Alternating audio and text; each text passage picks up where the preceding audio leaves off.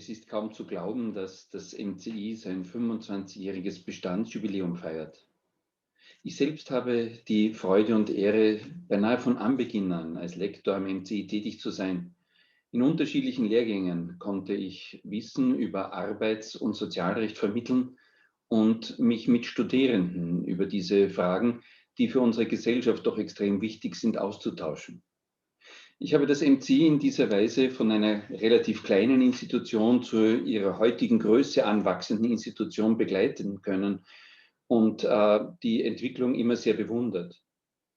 Auch in meiner Eigenschaft als Mitglied des Fachhochschulrats und derzeit als Vizepräsident der ACU Austria war das MCI immer von großer Bedeutung für den gesamten Sektor. Zwar habe ich mich natürlich in Beschlüssen, die das MCI betreffen, weitestgehend enthalten, um Befangenheiten zu vermeiden, doch konnte ich die Entwicklung immer sehr aus nächster Nähe beobachten. Dass das MCI über Jahre hindurch den Status als Fachhochschule in formalen Bezeichnungen vermieden hat, war mir zunächst nicht plausibel. Aber mittlerweile verstehe ich, dass dahinter nicht das Verstecken eines akademischen Anspruchs, sondern bloß eine sehr kluge Strategie war, den akademischen Anspruch auch in Bereiche zu vermitteln, die vielleicht mit dem Begriff Fachhochschule nicht vertraut waren in seinen ursprünglichen Anfängen. Heute ist das MCI als Fachhochschule und im Rahmen auch von gemeinsamen Doktorierungsprogrammen äußerst angesehen und habe ich ganz klar gesehen, dass hier nicht ein akademischer Anspruch vermieden werden sollte. Auf der anderen Seite habe ich immer geschätzt, dass die Studierenden sehr stark aus der Berufspraxis kamen und in die Berufspraxis hineinwuchsen.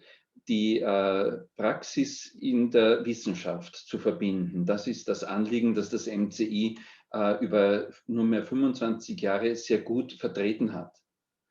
Auch das Motto, wir begleiten motivierte Menschen, hat mich zunächst in seiner Allgemeinheit etwas überrascht.